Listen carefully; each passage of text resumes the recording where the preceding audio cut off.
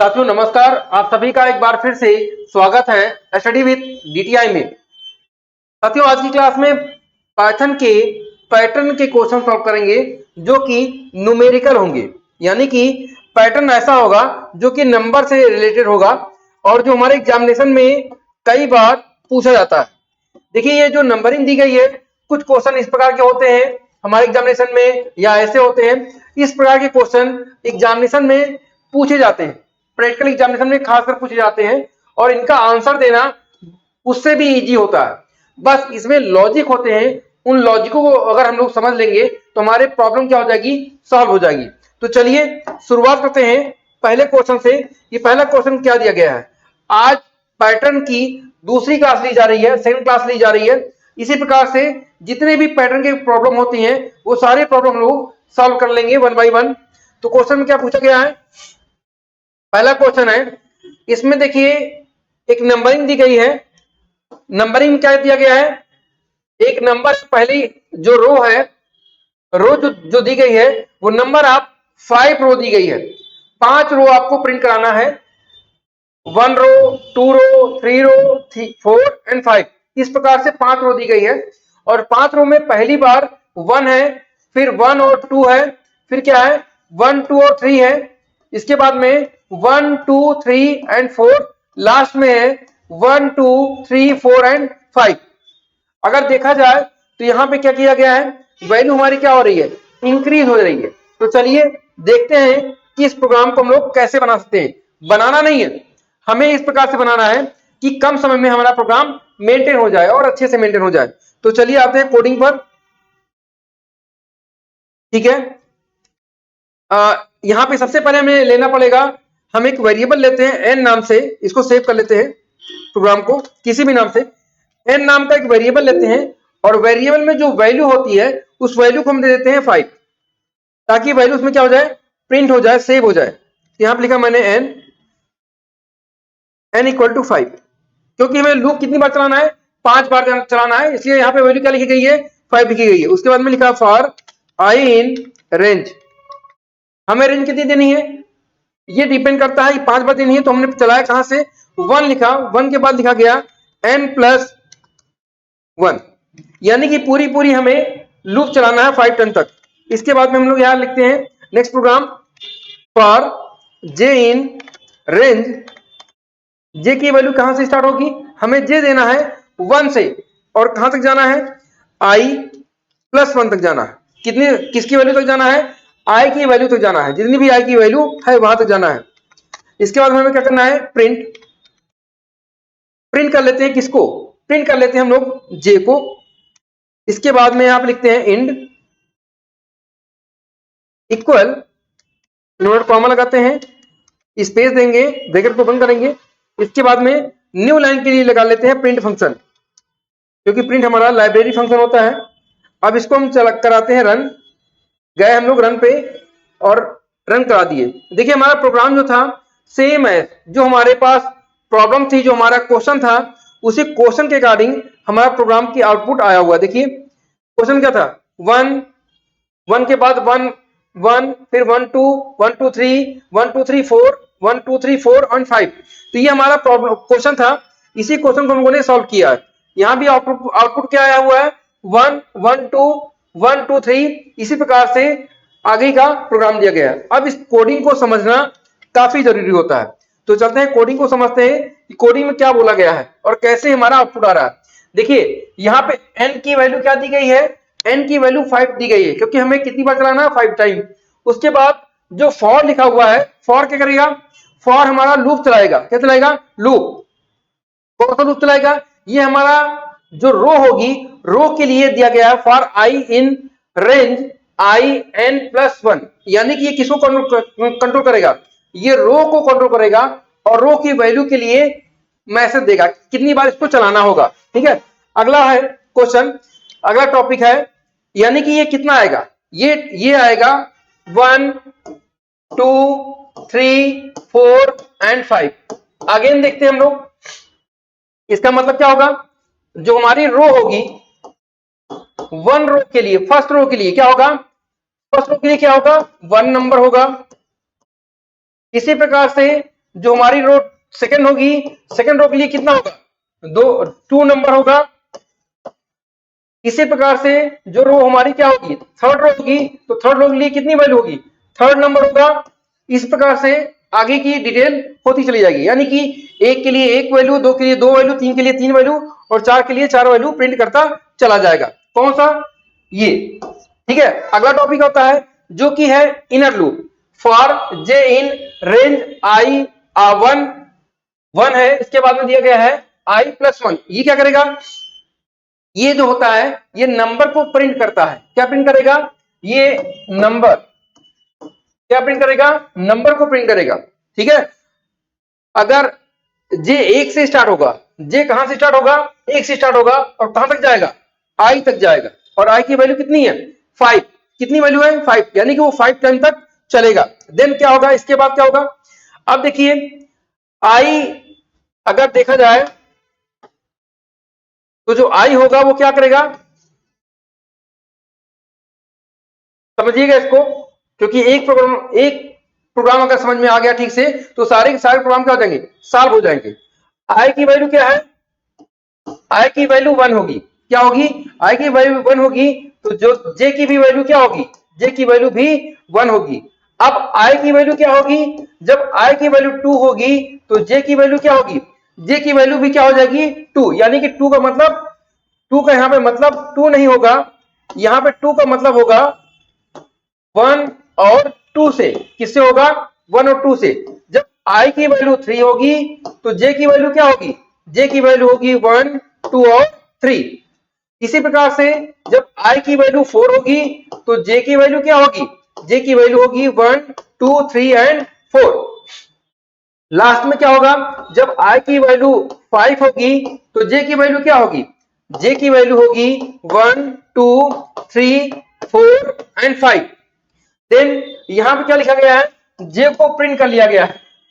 अगली बात, next point है इन इक्वल का लगाया गया है, इसलिए लगाया गया है ताकि वैल्यू हमारी क्या हो, सेम लाइन में प्रिंट हो। कहां पे हो, सेम लाइन में प्रिंट हो। और प्रिंट फंक्शन का यूज किया गया है ताकि लाइन हमारी क्या होती रहे, चेंज होती रही, पहली बार 1, फिर 2, फिर 3, फिर 4 और फिर 5। तो आई होप ये क्वेश्चन आप लोगों को अच्छी प्रकार से समझ में आ गया होगा। आते हैं अगले टॉपिक पर, अगले क्वेश्चन पर। अगर एक भी प्रोग्राम आपको अच्छे से समझ में आ गया तो सारी की सारी जो लॉजिक होती है वो क्लियर हो जाएगी, क्योंकि लॉजिक जो होती है उसी के ऊपर सारे प्रॉब्लम क्या होते हैं, सॉल्व होते हैं। तो दूसरा क्वेश्चन क्या है, दूसरा क्वेश्चन क्या बोल रहा है, देखते हैं। दूसरे क्वेश्चन में पूछा गया है, जो दूसरा क्वेश्चन है उस क्वेश्चन में लिखा गया है 1, 2।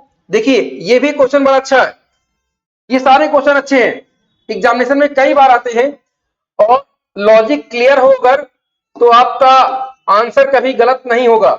अब इसमें क्या करना है, देखिए इसमें स्टेप तो वही है, यानी कि जो स्टेप चलने हैं वही हैं, बट 1 टाइम, 2 टाइम, 3 टाइम और 5 कितनी बार होगा, 5 टाइम होगा। इसके लिए हमें क्या करना पड़ेगा, इस प्रोग्राम को हम लोग कैसे बनाएंगे, कैसे इस प्रॉब्लम को दूर करेंगे। तो इसके लिए बहुत बड़ी चीज नहीं होगी, जैसे पहले कोडिंग की गई थी सेम एज कोडिंग, थोड़ा बहुत चेंजेस होगा, उस कोडिंग को भी कर लेंगे। तो चलिए शुरुआत करते हैं कोडिंग की तरफ।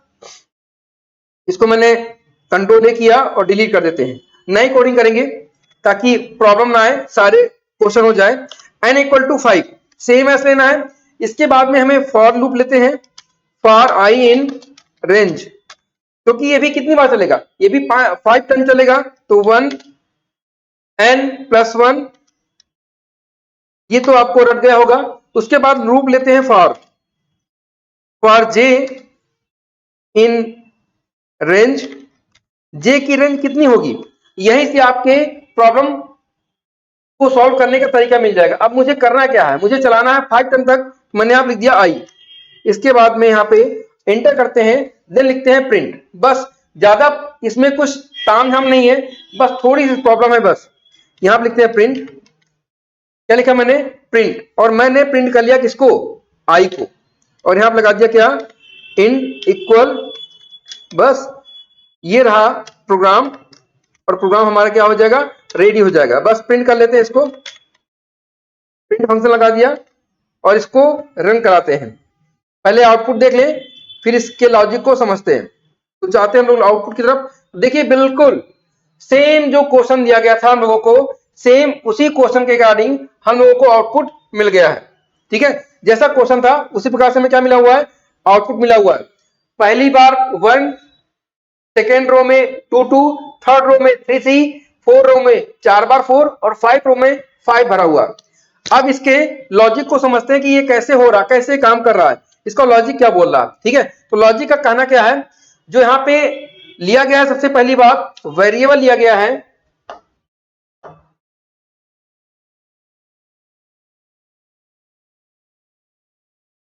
वेरिएबल लिया गया है यहाँ पे एन की वैल्यू कितनी है, एन की वैल्यू 5 है। अगला टॉपिक क्या लिखा गया है, अगला टॉपिक लिखा गया है कि एन क्या बताएगा, एन टोटल रो बताएगा। तो रो की संख्या कितनी है, रो की संख्या 5 है। ये डिक्लेयर हो गया। कौन डिक्लेयर किया, डिक्लेयर किया गया है एन के द्वारा। फिर बताया गया है for i in range 1, n plus 1। इसका मतलब क्या होगा, इसका मतलब होगा कि जो रो को कंट्रोल करेगा, रो को कंट्रोल करना है। क्या करना है, रो को कंट्रोल करना है। कहां से चलाना है, 1 से चलाना है। और कहां तक जाना है, n तक जाना है, पूरा n तक जाना है। अगर हम यहाँ पे लिखते हैं n, तो ये 5n तक नहीं जाएगा, सिर्फ 4 टाइम तक जाएगा। तो यहाँ पे कहां तक जाएगा, पूरा 5 तक जाएगा। इसके बाद क्या करना है, ये i की वैल्यू प्रिंट कर देगा। i की वैल्यू कितनी होगी, 1 2 3 4 एंड 5। ये वैल्यू होगी किसकी, i की वैल्यू होगी।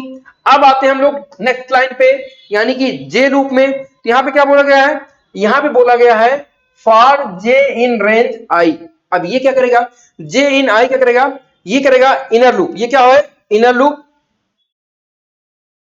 ये लूप देखेगा, डिटेक्ट करेगा किसको, रो में कितनी बार नंबर प्रिंट होना है। क्या डिटेक्ट करेगा कि जो हमारी रो है उसमें कितनी बार नंबर को प्रिंट होना है। क्या करेगा, आई जो है ये नंबर आप टाइम बार प्रिंट करेगा कि कितनी बार रो में वैल्यू को प्रिंट करना है। उसके बाद क्या होगा, अगर मान लीजिए रो में 1 रो में एक बार, रो 2 में कितनी बार, 2 बार, रो 3 में कितनी बार, 3 बार, रो 4 में कितनी बार, 4 बार। इसी प्रकार से आगे ये बढ़ता रहेगा जब तक कि इसको आई की वैल्यू मिलती रहेगी।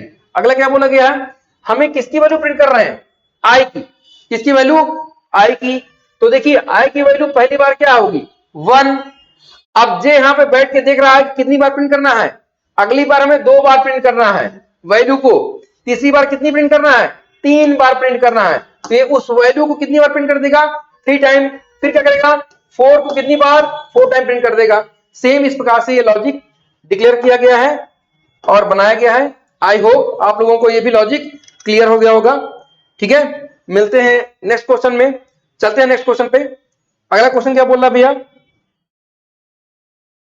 अगला क्वेश्चन है, अगला क्वेश्चन शायद इन सबसे भी अच्छा हो। अब देखिए इसमें नया टॉपिक है, थोड़ा सा लॉजिक कॉन्सेप्ट क्लियर होगा तो सारे के सारे प्रॉब्लम एकदम सॉल्व हो जाएगी। अब अगला टॉपिक क्या है, अगला टॉपिक पूछा गया है, अगला टॉपिक है कि 1 यानी कि जो हमारा प्रोग्राम होगा वो क्या करेगा, 1 2 3 4 5 6 7 8 9 और 10। ध्यान रखना है वैल्यू को इंक्रीज करना है। और इसमें जो रो की संख्या वो कितनी है, 4 टाइम है। कितनी बार है, 4 टाइम है। और हमें नंबर को चलाना है, क्या कराना है, नंबर को प्रिंट कराना है। इसी प्रोग्राम को हमें बनाना है। ठीक है, तो चलते हैं हम लोग प्रोग्राम को मेंटेन करते हैं, बनाते हैं। सबसे पहले हम लोग क्या करेंगे, सबसे पहले हमें रो जितनी बार चलाना है उतनी बार रो को काउंट करना पड़ेगा। तो रो हमें कितनी बार चलाना है, रो हमें चलाना 4 टाइम। कितनी बार, 4 टाइम। तो यहां पे हम लोग प्रोग्राम में आ गए हैं, मैंने इसको सिलेक्ट किया और डिलीट कर दिया। n इक्वल टू कितना किया, 4। क्यों, क्योंकि रो की संख्या कितनी है, 4 है। तो यहाँ पे कितना लिख दिया गया, 4 लिखा गया। उसके बाद क्या लिखते हैं, एक वेरिएबल और लिखते हैं जिसका नाम है num1। नम में कितनी वैल्यू स्टोर की गई है, एक वैल्यू स्टोर की गई है। फिर यहाँ लिखा गया for i in range. Range कितने देना है, हमें 1 से चलाना है, n तक जाना है, कंप्लीट n तक जाना है। इसलिए क्या लिखा गया, n प्लस 1 लिख दिया गया। अगली बार क्या लिखना है, फॉर j इन रेंज ठीक है, रेंज हो गई। अब इसे कितनी बार चलना है, इसको भी चलना है कितनी बार तक, आई तक चलना है। आई की जितनी वैल्यू होगी वहां तक इसको प्रिंट करना है। अब क्या लिखते हैं हम लोग, प्रिंट कर दिया गया यहां पे किसको, नंबर को। किसको प्रिंट किया गया है, नंबर को। सेम लाइन के लिए लिख देते हैं, ये हो गया सेम लाइन के लिए। इसके बाद हम लोग लिखते हैं यहां पे, आगे चलते हैं और यहां पे प्रिंट कर लेते हैं एक नई, थोड़ा सा अगले प्रोग्राम से नया टॉपिक मिल जाएगा, क्योंकि इसमें हमें इंक्रीमेंट चाहिए। तो मैंने क्या लिखा, नम प्लस इक्वल 1, यानी कि एक वैल्यू का इंक्रीमेंट होगा। क्या होगा, एक एक क्या होता जाएगा, इंक्रीमेंट होता चला जाएगा। अब क्या करेंगे हम लोग, प्रिंट कर लेते हैं। चलते हैं पहले प्रोग्राम को देखते हैं, फिर लॉजिक को क्लियर करके समझते हैं अच्छे से। प्रोग्राम में गए हम यहाँ पे, देखिए यहाँ पे क्या आया, सेम एज क्वेश्चन जो दिया गया था वही क्वेश्चन का आंसर मिला हमें। यहाँ पे बोला गया था कि हमें जो वैल्यू चाहिए, क्या चाहिए, पहली बार 1, फिर 2 3 4 5 6 7 8 9 और 10। अब इसको समझते हैं कि ये आंसर कैसे आ रहा है, इसका लॉजिक क्या बोल रहा है। लॉजिक बोल रहा है, लॉजिक को समझते हैं। देखिए लॉजिक में क्या बोला गया है, लॉजिक में कहा गया है कि एक वेरिएबल लिया गया है जो कि n है, n की वैल्यू कितनी है, 4 है। और एक वेरिएबल लिया गया है num नाम से, आप किसी और भी नाम से ले सकते हैं। इसकी वैल्यू कितनी की गई है, वैल्यू जो दी गई है उसकी वैल्यू 1 रखी गई है। अब चलाते हैं हम लोग लूप, क्या चलाते हैं, लूप, जिसमें लिखा गया है for i in range i n plus 1। ये क्या बताएगा, ये रो को बताएगा कि कितनी बार रो हमें चलनी है। तो ये रो हमारी कितनी बार चलेगी, ये हमारी कंप्लीट रो चलेगी 4 टाइम तक। कितनी टाइम तक चलेगी, 4 टाइम तक हमारी रो चलेगी कंप्लीट। ठीक है, अब क्या होगा, अब देखिए ये क्या, अब जो लिखा हुआ है 1 2 3 4, यानी कि 1 2 3 4 होगा, प्रिंट होगा। तो यहाँ पे 1 2 3 4, इससे तो वो क्लियर हो गया कि 4 तक जाएगा। 1 रो के लिए अगर रो 1 होगी तो हमारा जो कॉलम होगा वो क्या होगा, वो भी 1 होगा। रो सेकंड होगी तो कॉलम की संख्या क्या होगी, वो भी क्या होगी, 2 टाइम होगा, यानी 2 बार होगा। इस प्रकार से यह प्रिंट करता चला जाएगा। कहां तक जाएगा, अब आते हैं हम लोग इनर लूप की तरफ। इनर लूप का मतलब जे की तरफ चलते हैं। जे में बोला गया है फॉर जे इन रेंज आई, ये क्या करेगा, ये लूप डिटेक्ट करेगा क्या, रो में कितने नंबर प्रिंट हो रहे हैं। सेम वो चीज, रो में कितने नंबर प्रिंट हो रहे हैं इसको भी डिटेक्ट करेगा। ठीक है, अब जितने नंबर प्रिंट हो गए उन नंबर को दिखा देगा। अब मेन काम इसका ये है, नंबर की वैल्यू कितनी है, 1 है। पहली बार वो प्रिंट करेगा कितना, 1। अब उसमें एक का करेगा इंक्रीमेंट, तो कितना हो जाएगा, 2 हो जाएगा। क्या हो जाएगा, 2 हो जाएगा। तो यहां क्या हो जाएगा, 2। और ये कितनी बार चलना है, 2 बार, तो 2 हुआ, फिर कितना आएगा, 3। फिर ये क्या होगा, अब आई की वैल्यू कितनी हो जाएगी, 3 हो जाएगी। फिर अगली बार जाएगा तो यहां पे कितना होगा, 4 5 6। इस प्रकार से लूप हमारा कंट्रोल होता है और रन करता है। तो साथियों ये भी क्वेश्चन काफी अच्छा है एग्जामिनेशन के अकॉर्डिंग।